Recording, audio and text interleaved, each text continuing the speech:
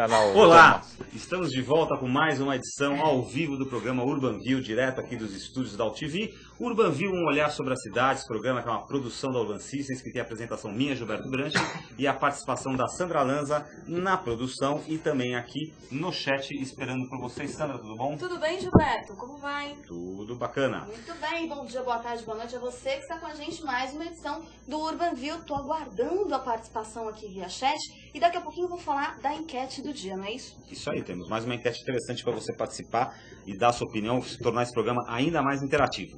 Nosso convidado de hoje é Carlos Leite. Carlos, como vai? Tudo bom? Olá, Gilberto, Sandra, tudo bem? Bem-vindo. Professor Obrigado. Carlos Leite. Nós vamos conversar com o Carlos Leite hoje, o nosso olhar da semana, o tema do programa de hoje é cidades inteligentes. Como promover o crescimento urbano de forma sustentável? É uma questão que a gente tem discutido aqui em várias edições do programa Urban View e você que acompanha a gente pode notar que a gente está trazendo diversos olhares, né, para essa questão. Logo mais aí a gente vai ter a edição de uma mesa redonda aí que nós promovemos, que a Sandra está terminando aí a edição desse programa especial, que também debate essa questão. E hoje a gente traz aqui o Carlos Leite, que é professor e autor de livro a respeito, e nós vamos conversar, ter um papo gostoso aqui com ele sobre essa questão das cidades inteligentes, como promover o crescimento urbano de forma sustentável. A gente quer bater um papo com o Carlos hoje sobre questões como: as grandes cidades estão fadadas à falência? Quais são os principais indicadores dessa sustentabilidade urbana? Como é que funciona a relação entre os espaços urbanos planejados e aqueles que são informais, que brotam aí na cidade e a gente vê a toda hora? Então, vamos começar o Urban View primeiro pedindo para a Sandra dizer aqui como é que você pode participar ao vivo aqui do programa Urban View. Sandra. Muito bem, Gilberto, muito bem lembrado. Eu quero começar pela enquete do dia. Olha que interessante a enquete para você votar lá no site da Urban Systems, www.urbansystems.com.br. A pergunta de hoje: as grandes cidades estão fadadas à falência? São 3 opções para você. Sim, não há como evitar. Não, mas os problemas sempre estarão à frente das soluções, ou nunca conseguiremos nos reinventar. Então olha aí, participe que lá no final do programa a gente dá o resultado e o Carlos vai comentar com a gente. Maravilha! Carlos Leite, nós vamos conversar com o Carlos Leite e ele é arquiteto e urbanista com mestrado e doutorado pela FAUSP, que é a Faculdade de Arquitetura e Urbanismo da Universidade de São Paulo. Ele é pós-doutorado pela Universidade Politécnica da Califórnia. É professor atualmente da Faculdade de Arquitetura e Urbanismo da Universidade Mackenzie, diretor da Stuck Leite Projetos e autor desse livro aqui que está nas minhas mãos, que é o livro Cidades Sustentáveis, Cidades Inteligentes. A gente vai abordar um pouquinho aqui desse livro durante o programa. Então, Carlos, vamos começar justamente falando um pouquinho desse livro, né? Vamos pegar um pouquinho só para a gente aquecer a nossa conversa aqui. Como é que te levou a escrever esse livro? Como é que surgiu a ideia de produzir isso? Foi a partir de uma tese de mestrado? Foi do teu trabalho cotidiano profissional, das suas observações? Enfim, qual foi o contexto que te fez produzir esse livro aí? Muito bom, Gilberto. Eu diria que o contexto é mais ou menos simples. Faz 15 anos que eu estudo as cidades que se reinventam. Eu gosto muito dessa palavrinha, reinvenção, né? A reinvenção do cotidiano, a reinvenção de nós, das pessoas, nas cidades, né? E das cidades através da ação das pessoas. Isso pelo seguinte: a minha vida de arquiteto, urbanista e pesquisador sempre foi buscar um pouco as boas novas, as boas notícias, né? O mundo hoje, pela primeira vez na história de milênios do homem aqui no planetinha Terra, ele é mais urbano que rural, né? Isso aconteceu em algum momento em 2007, pela primeira vez na história, a gente tem mais gente na cidade do que no campo. Isso é uma mudança radical, né? E mais do que isso, as projeções aí da ONU indicam que até 2050 nós vamos ter 2 em cada 3 seres humanos no planeta vivendo em cidades. 2/3 da população vivendo nos grandes centros urbanos. E mais ainda, em grandes centros urbanos, em mega centros urbanos, nas mega cidades, pela definição da ONU, mais de 10 milhões de pessoas. São Paulo, Rio de Janeiro, Bogotá, são as cidades que estão explodindo, são as cidades do século XXI, né? Então é assim, as cidades são organismos vivos, como nós, né? É isso que eu costumo dizer. Se a gente não cuida, elas adoecem. Se a gente cuida, se a gente medica, e às vezes a gente precisa de cirurgia, às vezes a gente só precisa de um cuidado, né? Numa esquina, numa calçada, no bem cuidar, cada um cuidando das suas calçadas. Aqui no Brasil as calçadas pertencem às pessoas, né?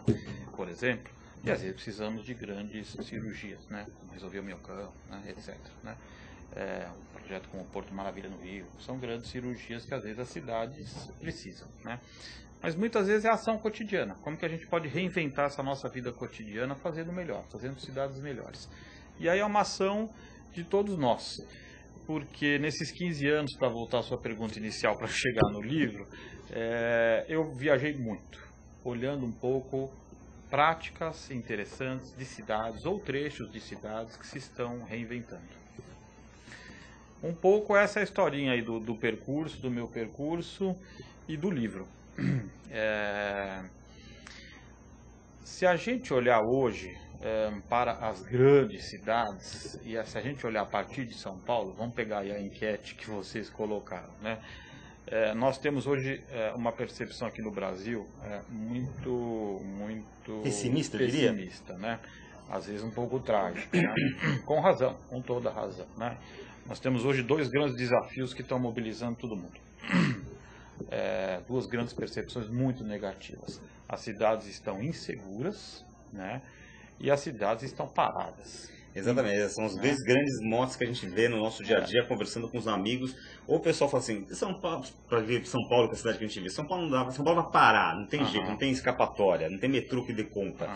E a questão da segurança, hoje mesmo no rádio só se fala na questão da maioridade penal, precisa aprender, enfim, todo esse sistema. E essa percepção vem aumentando, quer dizer, mais e mais pessoas têm tido essa mesma percepção que o Gilberto colocou. É absolutamente verdadeira.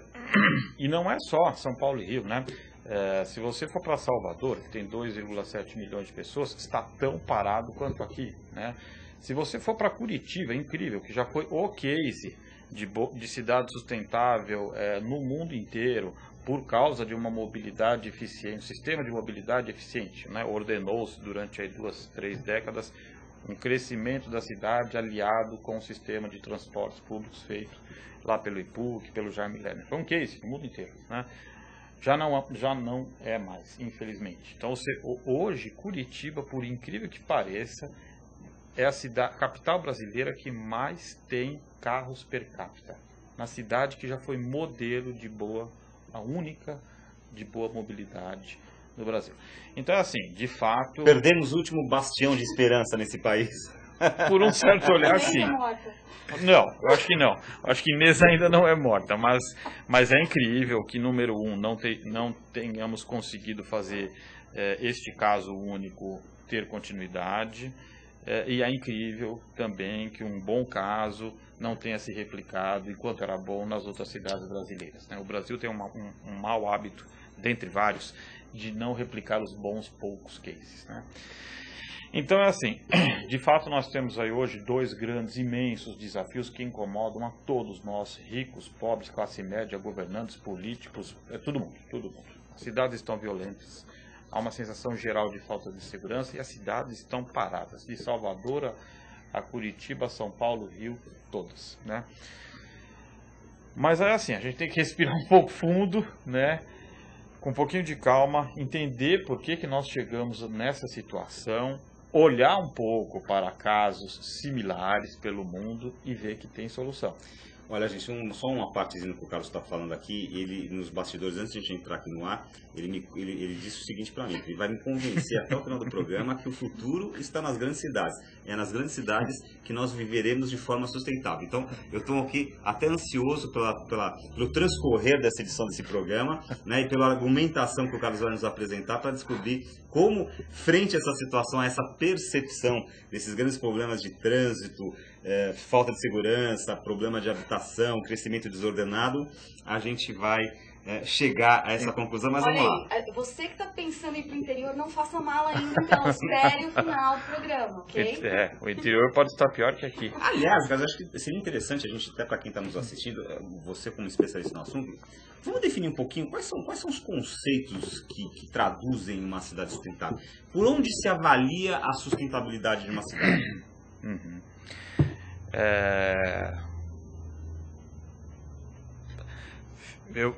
Se você me permite, Gilberto e Sandra, Tá permitido. eu vou voltar para a sua primeira pergunta aqui, da falência das grandes cidades ou não, para depois a gente chegar nos indicadores de sustentabilidade urbana. Porque eu acho que a segunda coisa é recorrente da primeira. Assim, eu queria resgatar alguns conceitos, bastante, tentando ser bem leigo, não ortodoxo, não acadêmico, mas importantes. As cidades, elas nasceram para o encontro das pessoas. Se a gente voltar lá na Grécia Antiga, né, as pessoas começaram a frequentar a ágora grega para fazer trocas de tudo, né, sair das suas casinhas lá no interior para se encontrar no centro da cidade, porque é o único lugar onde o espaço de uso coletivo, o espaço público, permite as nossas trocas. Fazer isso que estamos fazendo agora, fazer trocas de sentimentos, negócios, cultura, sexo, entretenimento, tudo, né? Os meeting points, os pontos de encontro, né, são fundamentais para tudo, inclusive inovação. Estávamos comentando agora há pouco, né, como é que algumas das empresas mais inovadoras do mundo, como o Google, um dos elementos-chave é poder favorecer, sair da caixinha, poder favorecer as pessoas se encontrarem. Um ponto de encontro que estimula o sair da caixinha. Inovação, né? Então, assim, existem grandes economistas aqui que estudaram o que eles chamam de externalidades positivas que vêm da cidade, né? Uma delas chamada Jane Jacobs, Alfred Marshall, pai da inovação na economia, até um outro que é o popstar de hoje chamado Edward Glaser, economista de Harvard, que esteve aqui ano passado dando várias palestras e dizendo que o futuro está aqui e nas favelas do Rio de Janeiro, né? Qual é o comum nisso tudo, né? Nas grandes cidades que propiciam de maneira única a concentração de diversidade, que se tem tudo de bom que uma cidade tem e único, né? A vida cultural, as oportunidades, o empreendedorismo, a geração de inovação, o conhecimento de pessoas interessantes. A concentração única de diversidade de pessoas, de raças, de sexo, de rendas diferentes, e de programas diferentes, né? Uma das coisas que hoje a gente mais tenta promover são cidades mais compactas, menos espraiadas, né? Cidades mais compactas como Manhattan ou como Ipanema, Copacabana e Higienópolis aqui em São Paulo, mais densas, mais compactas com uso misto. Você encontra na vida cotidiana desses lugares todas as amenidades que fazem uma vida urbana ser interessante. Restaurantes, cafés, livrarias, tudo. E você, tendo tudo isso num lugar mais concentrado, mais compacto, você precisa de menores deslocamentos. Você precisa menos uso do carro. Se isso tudo está aliado com indicadores importantes que promovem sustentabilidade, vamos lá, uma mobilidade eficiente, que hoje em dia, consenso, é um pacote de coisas, desde as mais caras e demoradas, como o metrô, até BRTs, VLTs, ciclovias, boas calçadas e bons espaços públicos para caminhadas, como temos em Barcelona, Paris, Londres, São Francisco, Nova York, tudo isso. Todas essas coisas juntas fazem hoje um bom indicador de mobilidade urbana, né? Indicador de índice de área verde por habitante. São Paulo hoje tem quase um pouquinho mais da metade do mínimo recomendado pela ONU, que é 12 metros quadrados de habitante por área verde, né? Nova York tem 10 vezes isso. E eu estou falando de duas cidades do mesmo tamanho, né? Quase 20 milhões de pessoas, né? A grande São Paulo e a grande Nova York. Então, Nova York hoje virou um case disso tudo que eu estou falando. A boa notícia urbana é Nova York. Ela tem todos os bons indicadores, uma rede de metrô de mais de 500 quilômetros, uma rede hoje de ciclovias fantásticas, a cidade está toda hora se reinventando, né? em todos os lugares, uma vida cultural, museus, universidades, conhecimento, a cidade inovadora, a cidade do conhecimento, tudo, né? Então hoje existem livros de colegas de vocês, colega da Sandra, jornalista do New York Times, fez um livro que bombou aí faz 2 anos, que é David Owen. Quer viver uma vida sustentável? Venha para Nova York. Por quê? Uma cidade mais compacta, ela otimiza todas as infraestruturas. Nesse sentido, ela é mais sustentável. Se você tem uma cidade espalhada, Los Angeles, né, você tem que gastar muito para espalhar, levar todas as redes de infraestrutura. Esgoto, saneamento, fibra ótica, transporte, pontos, estradas, rodovias, tudo. E ocupando demasiadamente, com baixíssima densidade, o planeta. Nova York é o oposto. Você tem altíssima densidade, 270 habitantes por hectare, Manhattan, é só comparável, por exemplo, no Brasil a Copacabana, né? E Higienópolis, aqui em São Paulo, Santa Cecília e Higienópolis. Então você tem essa otimização de recursos, portanto, nesse sentido é muito mais sustentável, com toda essa pujança, riqueza, empreendedorismo, cultura, que faz a cidade ser interessante, bela e gostosa, né? Portanto, esta virou o grande modelo de eficiência máxima do homem, né? Fazer uma cidade deste porte, 20 milhões de pessoas tão eficiente, né? Até com áreas verdes. Ou seja, meio assim, a provocação do jornalista é a ideia de uma vida bucólica no campo, com um laguinho, com um peixinho, no silêncio, estava lá no século XVIII e XIX. O homem de hoje, né, cujos filhos estão querendo trabalhar no Google, quer inovação, quer cinema, quer multiplex, quer uma vida cultural, quer ir no Metropolitan e faz isso a pé, faz de metrô, faz de bike, se encontra, faz ocupar e faz reinvenções no dia a dia, tem vida noturna, qualificada, numa cidade segura, com indicador de área verde, com mobilidade eficiente, numa cidade que ainda é a 3ª maior do mundo. Está lá, Nova York. Isso tudo é verdade? É verdade. É um case de sucesso? É admirada por todo mundo? É. A grande questão para nós é, as nossas grandes cidades podem chegar lá? Eu diria que muito provavelmente não. Por exemplo, o transporte público de qualidade, quer dizer, poderia ser um exemplo nesse sentido que você está colocando, porque, quer dizer, eu otimizo recursos e aí eu diminuo a questão de frotas de carros na rua, e aí cria-se uma cidade mais inteligente e sustentável. Mas mesmo tomando esse teu exemplo de Nova York, né, aliás, você citou alguns exemplos que me chamaram a atenção. Você falou de Manhattan, que é um centrinho, uma ilha de Nova York. Você citou Ipanema e Copacabana, você citou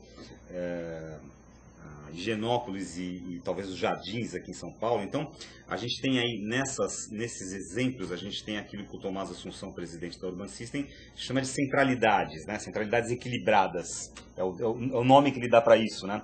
Centralidades equilibradas. São centralidades onde você tem um misto de comércio, de serviços, escolas, transporte público, etc e tal, e a pessoa consegue viver com qualidade de vida naquela centralidade, sem grandes deslocamentos, sem grandes impactos. Então esse seria, na tua visão, o exemplo da sustentabilidade dentro de um grande centro urbano. Agora, mesmo em Nova York, quando você, digamos, sai daquela ilha mítica e dourada chamada Manhattan e vai para Brooklyn, vai lá para onde tem New Jersey, etc e tal, já se perde um pouco dessa configuração, né? Quer dizer, São Paulo, se você sai de lá de Higienópolis e vai para Heliópolis, você perde essa configuração. Então, o que eu estou entendendo que você está colocando é que as cidades deveriam se mirar nessas centralidades positivas que deram certo e exportar e implantar esse modelo no restante da cidade.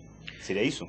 Um pouco isso, não apenas, mas um pouco isso também, né? O que a gente hoje, os urbanistas estão defendendo, quase todos, é um pouco assim, uma cidade, eu não vou falar ideal, que é meio temerário, nenhuma mas uma cidade mais qualificada em termos de indicadores de sustentabilidade urbana, é uma cidade constituída por uma rede, né, de tamanhos diferentes, de núcleos compactos, com todas essas amenidades, equipamentos que você acabou de citar, né? Alguns serão Manhattan, mas outros serão núcleos menores, mas também interessantes, né?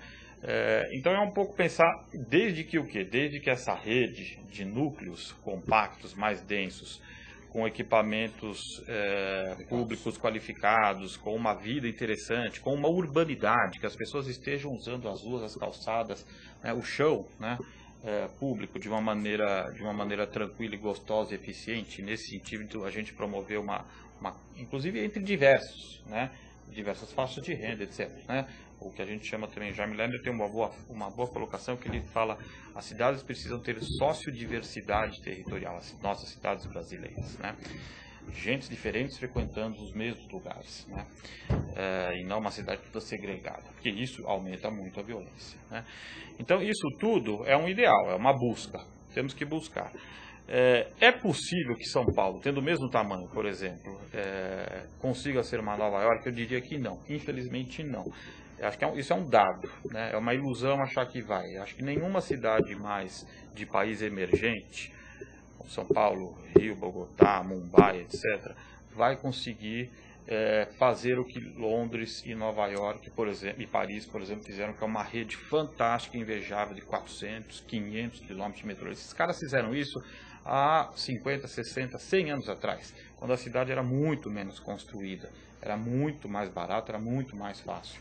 É quase impossível fazer isso hoje. Ou seja, nós temos que nos reinventar aqui, no século XXI, de uma outra maneira. Falando de transporte, sendo objetivo, provavelmente nós vamos ter uma rede de metrô mais eficiente do que a que nós temos hoje, tomara. Demorou-se muito, né, para começar a efetivar aquilo que estava nos planos. Eu costumo dizer, fazer um parênteses, que no Brasil nós temos muito plano, se a gente entrar nas secretarias de planejamento público urbano no Brasil todo, você vai ver vários planos muito bons, muito papel e muito PowerPoint. O problema é que não se concretizam, não viram realidade, né?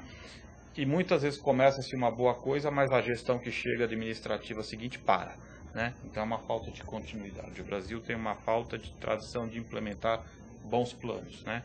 E de continuidade. Isso é um grande dilema que tem que ser vencido. Explica muito do nosso fracasso isso, né? Não é falta de conhecimento, é falta de seriedade, passa por política, né? Muito, né? Perdi o fio da meada do que eu estava falando.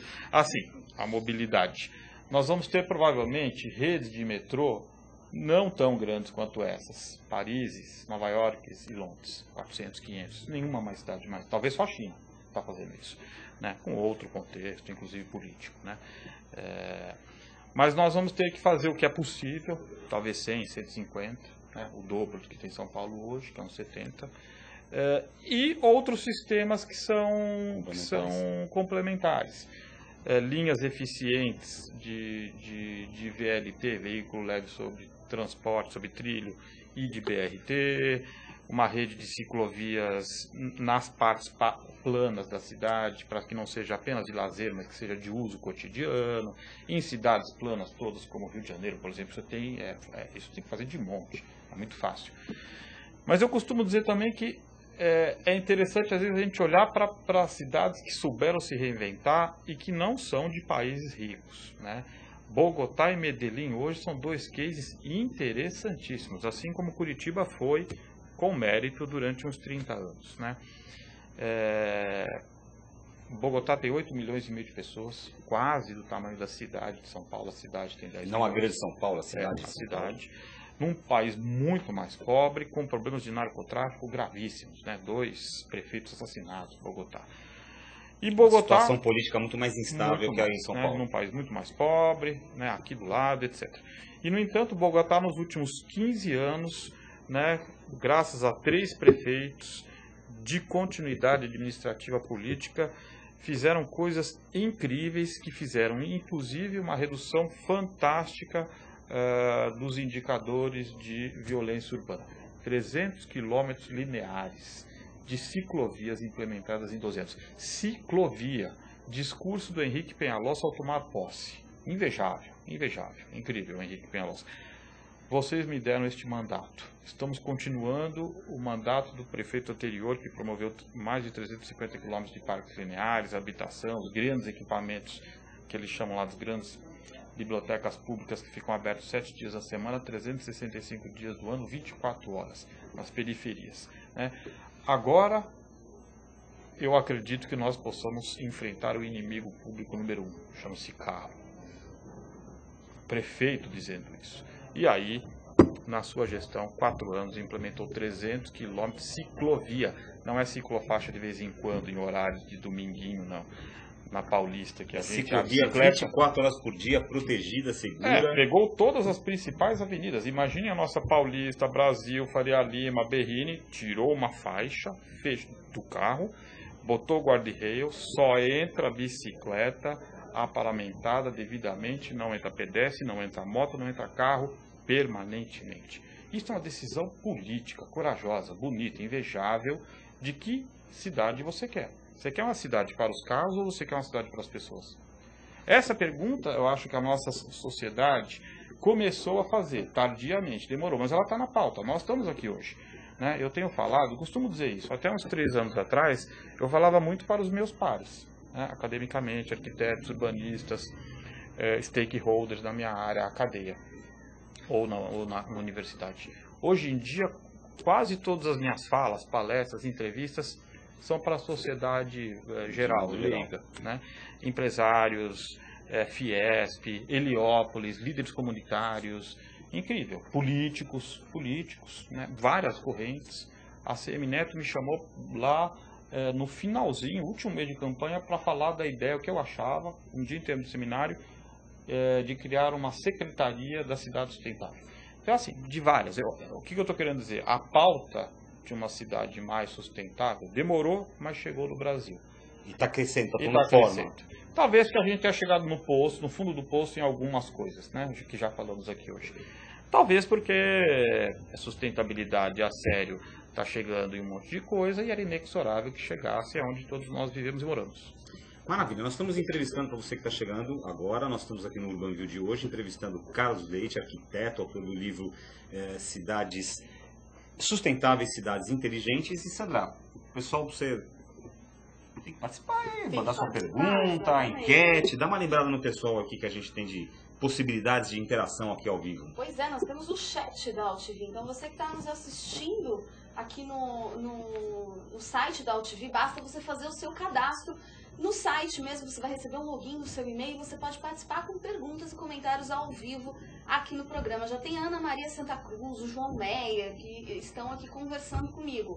Outra possibilidade é você votar na nossa enquete do dia no site www.urbansystems.com.br. Só lembrando a pergunta, são mais alguns minutinhos, você tem mais 20 minutos aí para participar. As grandes cidades estão fadadas à falência? 3 opções: sim, não há como evitar; não, mas os problemas sempre estarão à frente das soluções; ou terceira opção: nunca conseguiremos nos reinventar. Eu estou aguardando a participação de vocês.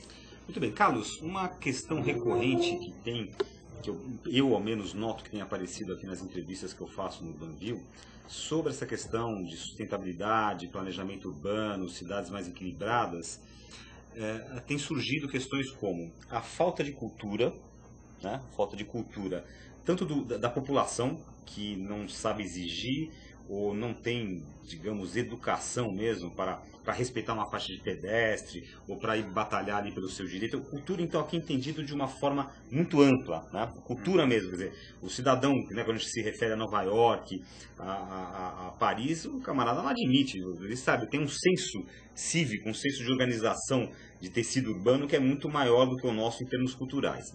E outra grande questão que sempre aparece aqui junto aos nossos entrevistados é a questão da falta de planejamento, que você citou um dos tópicos delas, que é a falta de continuidade, né? Então, você está colocando aí exemplos desde Nova York e Paris, que nem você falou, são exemplos um pouco mais difíceis da gente chegar lá, mas tem exemplos mais aí, mais próximos, tipo Bogotá.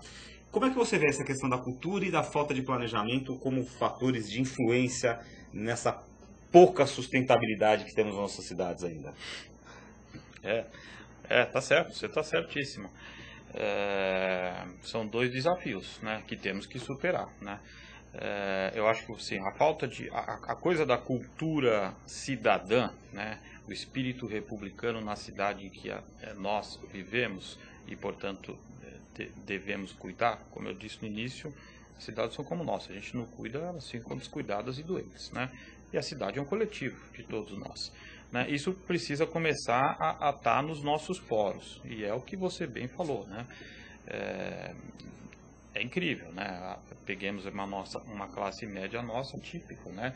Que não usa os espaços públicos em São Paulo, que não anda de metrô, que nunca entrou de metrô, vai para Paris, para Londres, para Nova York, né? Passa um dia no parque, anda de metrô, não para o carro em fila dupla e tripla, que é o que eles fazem aqui, né? Não joga bituca de cigarro no chão, que é o que eles fazem aqui, não anda com carro. Nós estamos numa outra coisa incrível, que hoje me incomoda muito, que apareceu, bombou nos últimos anos do Brasil. O que eu chamo de uma exacerbação do eu. As pessoas usam o carro hoje num som inacreditável, né? Por exemplo, como se todo mundo fosse obrigado a compartilhar aquele som, né? Assim como se veste de uma maneira exacerbada, né? Assim, existe uma exacerbação da cultura brasileira hoje que extrapola, né, o limite do próximo, né? E o uso coletivo da cidade. Então, isso é uma coisa que a gente precisa superar. Tem 500 anos de uma má tradição, talvez aí, que vem lá dos portugueses, né, de um território que sempre foi explorado. Isso aqui sempre foi a terra a ser explorada. Mata índio, rouba o ouro, pega o pau-brasil, né, e o que ficar, ficou. Espírito republicano zero. Então, são 500 anos de uma péssima tradição de falta de zelo, de cuidado, de apenas se explorar, né? No mau sentido, né? Então, isso é uma coisa que é demorado, é longo, passa por cultura, conscientização, espírito republicano, passa inclusive por uma coisa que está em empresários, né? Até de olhar um pouco em cima de um lucro bom e não o ideal exploratório, não o ótimo exploratório. Lucro verde. Passa por coisas que a gente vê hoje. Se você anda nas cidades mais interessantes do mundo, essas coisas estão acontecendo. E as pessoas estão cobrando. A sociedade hoje admira empresários que fazem isso. Assim como as pessoas cuidam das calçadas de uma maneira incrível, né? Então, existem gentilezas urbanas aí que nós estamos anos à luz. É verdade, né? Precisamos construir, né? De novo, eu acho que o fato da pauta cidade melhor, cidade mais sustentável, cidade mais qualificada, vai ajudar, espero. Eu sou otimista, né? De maneira geral eu sou um otimista. Eu quero pegar esse gancho que o Carlos está falando aqui, pedir para o pessoal da ilha colocar no ar o nosso quadro Urban View em Foco, que traz aqui algumas imagens, tá? Algumas imagens de Heliópolis, é isso, Carlos? Esse daí é essa primeira imagem é um desenho de Heliópolis. O que significa esse desenho? Eu queria, a gente às vezes fica nesse debate aqui falando dos jardins, aqui da zona sul de São Paulo, mesmo nas áreas mais nobres da zona norte, da zona leste, e aí a gente tem que, por exemplo, Heliópolis, para quem não conhece, é uma favela de São Paulo, né? Vamos apresentar Heliópolis para quem não conhece ainda. Vamos apresentar Heliópolis para o mundo. Isso aí é o Cantinho do Céu, na verdade. Belíssimo projeto. O Cantinho do Céu já é uma outra favela na Represa Billings, na Represa Billings, um projeto premiadíssimo o ano passado, com toda a justiça. Projeto promovido pela SEAB, pela AB, que fez nos últimos anos um trabalho fantástico de urbanização com habitação de alta qualidade em São Paulo. Eu queria inclusive citar os nomes, acho que merece. Beth França, coordenadora do programa, e arquiteto Marcos Boldarini. Por que aquela imagem é tão poderosa para mim? Porque faz um resgate de algo que aqui nessa cidade nós ignoramos solenemente, que é a boa relação cidade-águas. Voltar a termos avenidas atlânticas, voltarmos a termos o uso das águas de maneira prazerosa para nossas cidades, né? Aqui a gente ignorou isso. Esse projeto é muito bonito, porque lá num território informal, no meio de uma favela, além da melhoria das habitações, remoção das áreas de risco, melhoramento da favela, etc., existe uma coisa fantástica, que são piers, parques lineares, decks, ciclovias, junto e em cima das águas. Lindo, lindo, lindo. Quer dizer, ele foi um projeto que pegou essa centralidade, digamos assim, que a favela é uma centralidade, tem uma vida própria, tem uma vida urbana ali, as pessoas, quando você falou, comercializam, vivem, trocam, empreendedorismo, empreendem, vão na farmácia, vão no supermercado, cozinham, recebem, enfim, você tem uma vida ali, e isso foi uma intervenção na busca de melhorar essa qualidade de vida dessa área, digamos, menos atendida. Menos atendida e sinalizando um pouco para toda a sociedade, a 10 milhões, quiçá para 20 milhões de pessoas que estão em volta das nossas represas, né, a metrópole, de que nós precisamos e podemos, como todas as outras grandes cidades do mundo, ter uma melhor relação cidade-águas. Então, né? ali a grande crítica que existia em relação a essa favela é a questão da contaminação do solo e a contaminação da água da represa Billings, que é uma das principais abastecedoras de água da cidade de São Paulo. Nesse tipo de intervenção foi trabalhada essa questão do tratamento da água, do esgoto, de não jogar lixo na represa, esse tipo de coisa? Também, são duas ações que andam paralelamente, e ações precisam ser integradas, né? Já existe um projeto de recuperação das duas represas há algum tempo, está andando relativamente bem, né? Existe um programa aqui sendo feito também de educação ambiental nesse lugar, né? E já existe a possibilidade de começar a se usar isso como foi colocado aí. Então acho que são coisas que andam junto. O primeiro croquis que você falou, na verdade, que você mostrou, o do desenho, na verdade... eu estou vendo agora aqui, são práticas criativas em territórios formais. Paraisópolis, isso é Paraisópolis, de Paraisópolis, que fica na região do Morumbi, isso aqui mesmo. em São Paulo. São Paulo tem dois grandes territórios informais, duas grandes favelas, né? Heliópolis, a maior de todas, e Paraisópolis. Os números são polêmicos, mas aproximadamente 100 mil habitantes numa e um pouco menos na outra, né? Heliópolis é a maior. Isso é um croquis muito bonito, um projeto do meu colega Hector Vilieca, que faz uma coisa muito simples, mas com uma imensa dimensão, eu diria, de trazer urbanidade, né? É uma ligação entre duas cotas da favela, poder ligar lados, conexões através do lado esquerdo ali, o lado direito é uma espécie de uma ponte. Uma passarela de madeira sustentável, de manejo, um uso correto e o resgate do córrego poder ser limpo e usado pela população como lazer. Simples assim. Simples assim, mas isso faz muita diferença, né? É o que eu digo, a cidade... Agora isso não foi realizado. Esse ainda não, esse ainda não. Ali no Cantinho do Céu foi realizado. Qual foi a diferença? O que fez ali? Foi a mobilização de um grupo, a mobilização do grupo junto com a sociedade civil? Foi o poder público que resolveu dar à luz e falar, vamos fazer essa experiência aqui? Por que um acontece e outro não acontece? Por que isso não se transforma numa política pública? O do Hector está para acontecer, está chegando lá. Mas é o que falei, São Paulo é uma das...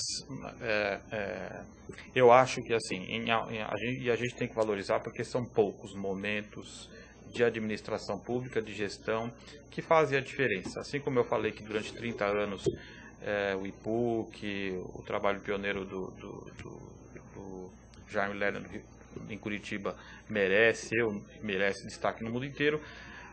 No que se refere à promoção de habitação em territórios informais, nos últimos 6 anos, aqui em São Paulo, gestão Kassab, através da arquiteta urbanista Elizabeth França, fizemos coisas incríveis. Esses exemplos todos são saídos daí, né? Contratação de bons escritórios, de bons urbanistas, fazendo e concretizando iniciativas interessantes na melhoria dessas favelas em São Paulo. Mas existem coisas interessantíssimas também, que se der para passar aí. Vamos lá. São coisas próximo como slide tem uma escadaria bonita aqui, né? Passa o que eu... Mais um para frente. Mais um para frente. Mais um para frente. Olha isso, uma horta. Isso. Cidades sem fome, hortas comunitárias, em pequenas praças, nas lajes das casas. Volta um. Pode voltar um, por favor? Isso. Aí nós temos na tela... Cinemas ao ar livre. Olha só as que andam de favela para favela, não apenas num lugar, né? Volta um para trás. Esse aí, projeto BioUrban, do Jeff Anderson. Esse é um projeto que foi premiado pelo Urban Aid, em London School of Economics, em Londres. Percorreu o mundo. São trabalhos que eu coloco... Isso é onde essa escadaria? Isso aí é numa favela no Cambuci. No Cambuci. Foi um trabalho o quê? De recuperação, de Isso era uma viela onde só se jogava lixo, né? O Jeff, junto com crianças, durante alguns anos, todo dia de manhã acordava, pegava um enxadão, limpava, ia botando uma cadeira, plantando uma planta, azulejando, fazendo um pouco de arte educa, a favela se reinventa e temos uma escadaria que é uma sala de estar urbana hoje, né? O que contribui também para o resgate da autoestima de quem mora lá. Porque é aquela história, se você mora num lugar que é feio, uma favela, lixo, sujeira, córrego ao céu aberto, colchão jogado, e você de repente começa a ter esse espaço, digamos, recuperado, esse espaço começa a ficar bonito, as pessoas começam a ter uma outra relação. De dentro para fora e de fora para dentro também, né? Então, agora, mais uma vez, é uma iniciativa praticamente individual dessa pessoa, né? Quer dizer, de novo fica essa questão, por que não se adota isso como uma política pública e estimule-se que todos... É o inglês, né, que você falou? Como é que ele chama? Rodney? O qual? Esse da escadaria? O Jeff Anderson. Que todos os Jeffs que queiram fazer esse tipo de coisa, ele é brasileiro. O pai dele gostava de filme de cowboy e botou esse nome. O Jeff. Eu já pensei que fosse estrangeiro. Não, mas então, você tá certo, mas eu diria também que nós temos hoje, assim, eu tenho um laboratório no Mackenzie, que é o Laboratório de Cocriação em Territórios Informais. Todas essas imagens vêm de um mapeamento que temos feito há 2 anos e meio, em Heliópolis especificamente, onde a gente está mapeando inúmeras coisas como essa. Estão aparecendo hoje, nas grandes favelas do mundo, iniciativas interessantes que eu estou chamando de práticas criativas, pequenos empreendedorismos. As pessoas estão recriando, reinventando de baixo para cima, bottom-up, muitas vezes sozinhas, algumas vezes em parcerias com um arquiteto, um artista, um formador de opinião, ONGs. Heliópolis tem mais de 100 ONGs ali em volta, desde coisas conhecidas e premiadas como a Orquestra Sinfônica Heliópolis, promovida pelo maestro Bucarelli, com o apoio da Votorantim, até a escadaria do Jeff, até as hortas comunitárias, os cinemas ao ar livre, etc. As pessoas estão, mesmo nesses lugares, hoje, reinventando, né? Então, nesse sentido, é que eu acho que assim, as cidades hoje interessantes e grandes, elas são uma complementação de iniciativas interessantes. Às vezes são reinvenções, como o High Line em Nova York, né, que é uma antiga via expressa de trem, parada, abandonada, que vira um fantástico hoje, parque linear, maravilhoso, fantástico, né? Mas que tem um papel importante do prefeito, do Michael Bloomberg, a competição, os arquitetos que quiserem, mas tem um papel fundamental de 2 gays que moravam lá embaixo, que foram contra a demolição daquilo, que começaram a pautar, que criaram um blog, a história que está atrás do que a gente vê hoje inaugurado. Então, eu olho hoje um pouco essas coisas todas como essa efervescência, essa emergência de coisas interessantes que só a grande cidade tem. O que você está nos dizendo de High Line a Heliópolis. É que as pessoas, o caminho é que as pessoas vão ter que ter um processo, talvez de médio e longo prazo, de tomada de consciência de que aquele espaço a qual ele convive lhe pertence e que se ele não batalhar por esse espaço, nada vai acontecer. É isso mesmo. Às vezes é muito simples, é cuidar da nossa calçada, coisa que aqui nesse país está longe de acontecer, né? Nós vamos ter um programa, inclusive, para falar, nós vamos receber aqui alguns arquitetos, Benedito Abud deve vir, para falar sobre mobilidade urbana em calçadas. Primeiro pela questão do projeto Calçadas, aí, que foi aprovado recentemente pela Prefeitura de São Paulo, e segundo que eu recebi um dado assustador, eu infelizmente não tenho ele de cabeça aqui, mas parece que mais de 50% do transporte em São Paulo é feito a pé. Então, nessa reportagem que eu vi, se defende que a calçada é um meio de transporte urbano, assim como o VLT, como o ônibus, como o metrô. Você concorda com essa ideia? Concordo plenamente. Concordo que, se você quiser, eu tenho até uma tese, se você quiser ver o atraso de uma sociedade, meça pelo descuido ou cuido das suas calçadas. Eu acabo de campar a tese do Carlos, que é a mesma que a minha. Não, e é o seguinte, você não está falando de bairros menos... Se você for em bairros nobres, porque é aquela que você citou, né, Carlos? As pessoas ficam dentro dos seus carros, elas não frequentam o espaço público, não usam a calçada, não usam parque ali perto de casa, não visitam a praça perto de casa. E quando você sai a pé, é que você vê o estado... Eu tenho que citar aqui um caso que aconteceu. Eu fui passear com meus cachorros ontem, e eu juro por Deus, gente, tinha assim, uma calçada desse tamanho. Aí, sim, tinha 10 centímetros aqui, tinha um poste. E entre o poste e o restante do muro da casa do indivíduo, ele colocou uma floreira. Isso. O que, indubitavelmente, obrigava qualquer pessoa que estivesse transitando pelo local a simplesmente sair da calçada, passar, desviar da Florida e do poste e entrar de novo na calçada. Isso porque essa era uma calçada bem cuidada. A calçada estava muito em ordem. Ele colocou uma floreira para decorar. E talvez até na cabeça dele ele esteja fazendo uma coisa legal. Sim, mas ele simplesmente impediu a mobilidade urbana no negócio. É uma individualização / apropriação individual, absolutamente individual, de um lugar que deveria ser público. De certa maneira, o que esse cara está fazendo? Ele está fazendo, ali é o meu jardinzinho, né? Eu ponho a minha floreira, eu muro, eu cerco.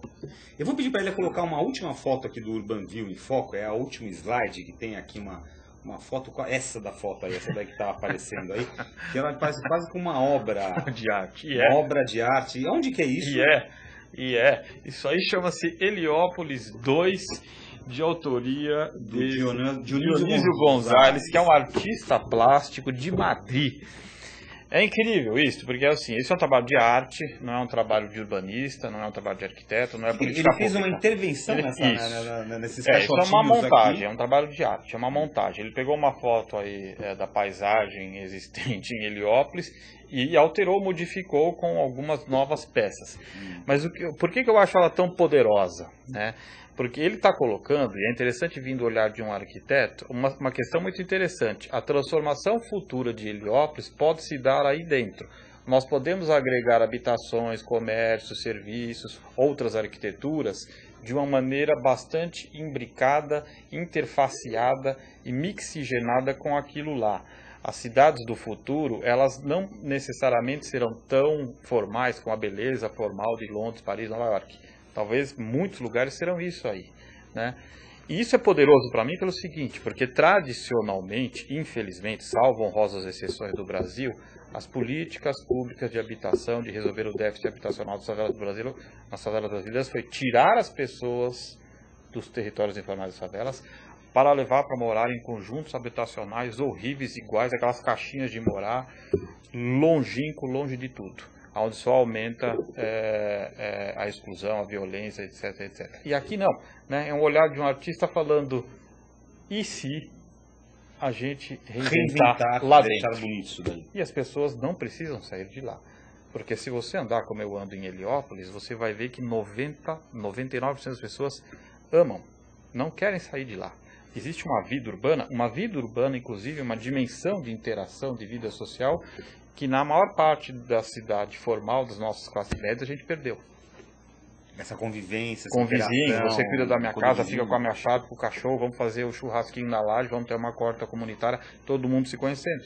É isto que faz o olhinho de um urbanista brilhar, dessa interação, dessa vida urbana que está em Barcelona, que está em Nova York, está em Heliópolis, está em Paraisópolis, está no Morro do Alemão com o teleférico novo, está nesses lugares de uma maneira muito poderosa, apesar das deficiências. Muito bem.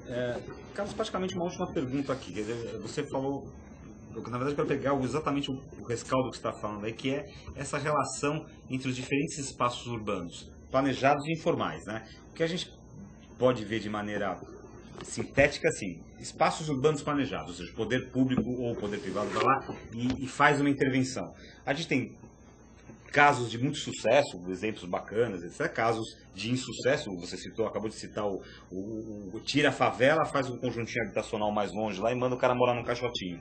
E você tem a questão da intervenção urbana informal, quer dizer, ela vai se criando, que também pode resultar em coisas interessantes e belas ou pode resultar em grandes problemas. Então, queria que você só abordasse um pouquinho essa relação entre esses diferentes espaços urbanos formais e informais aí. Então, eu costumo dizer que as grandes cidades hoje, do século XXI, não são mais Londres, Paris e Nova York. Essas foram as grandes cidades do século XXI, né? E muitas delas deram muito certo, né? No final do século XX. Porque Londres, no século XVIII e XIX, era tão ruim quanto as nossas, de tudo. De segurança, de favela, de lixo na calçada, de jogar as férias do andar de cima e cair de baixo, de falta de mobilidade. Veja uma foto do caos quando aparece o carro nas primeiras décadas em Londres, um inferno, né? Então, assim, elas se reinventaram durante o século XX inteiro e hoje grande parte delas funcionam muito bem, né? Porém, aqui a gente tem uma novidade incrível que eu prefiro não olhar como problema, mas como um desafio possível e interessante, que é a reinvenção com muita melhoria. Precisa de política pública, precisa de planejamento, continuidade, mas passa muito por um uso mais interessante da maneira com que o uso cidadão, né, da cidade, mesclando territórios formais e informais, diferentemente de Londres, e Paris, e Barcelona e São Francisco. Aqui a gente tem isso, a gente tem os nossos morros do Alemão, Paraisópolis, Heliópolis, etc. E eles vão cada vez mais fazer partes e estarem mixados aos territórios formais. Cada vez menos teremos essa borda, né? Ainda bem. E essas coisas vão fazer parte. E isso tem que ser a beleza, inclusive, de emergência de oportunidades de economia nessas cidades, né? Maravilha. Nós estamos entrevistando aqui o Carlos Leite, arquiteto Carlos Leite, sobre cidades inteligentes, como promover o crescimento urbano de forma sustentável. E como o Urbanville está chegando ao fim, eu vou pedir para a Sandra consultar aí o resultado da nossa enquete para que a gente possa comentar com o Carlos. Tchararam. E olha que a enquete mudou muito, viu, Carlos? Durante o bate-papo, tá bem interessante. A pergunta que a gente fez na nossa enquete de hoje: as grandes cidades estão fadadas à falência? 9% disseram que nunca conseguiremos nos reinventar. 18% disseram sim, não há como evitar. E a maioria, 73%, disse que não, mas os problemas sempre estarão à frente das soluções. E aí, Carlos? Me diz com a realidade, o que você acha? Melhoramos? A resposta melhorou? Melhorou, porque no começo, no início não tinha nenhuma, nunca conseguiremos nos reinventar. Agora já tem uma porcentagem. Exatamente, 73% diz que não, mas os problemas sempre estarão à frente das soluções. A maioria acha que a gente não vai falir, mas a gente sempre vai ter mais problemas a resolver do que a solução sempre vai vir a reboque do problema. Sim, em segundo lugar, 18% diz que vai falir. Sim, vai falir, não tem como evitar. Exatamente. E um pouquinho, que foi ficou, 9% só diz que nunca vai falir. conseguiremos nos reinventar. Nunca, São tá?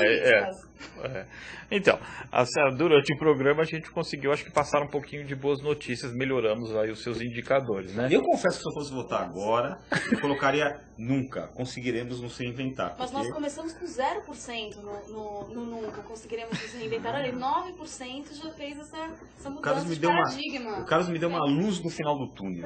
Espero que não seja um grande centro urbano vindo em direção contrária. Não, é isso mesmo, né? Se a gente... eu acho bom, eu acho que faz parte, mas a gente tem que ser um pouco otimista com o olhar crítico, né?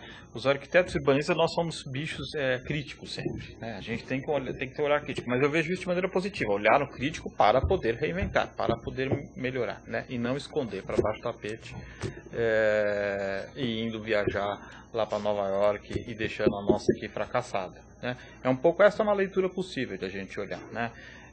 Não tem jeito. A gente tem que se reinventar aqui mesmo, é aqui que a gente vive, os nossos filhos, as próximas gerações, o meu, o seu, da Sandra. A Sandra não tem ainda, mas terá, né?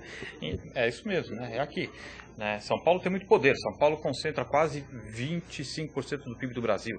São Paulo é hoje uma das cidades mais ricas do mundo. A grande São Paulo hoje tem um PIB maior que da Argentina.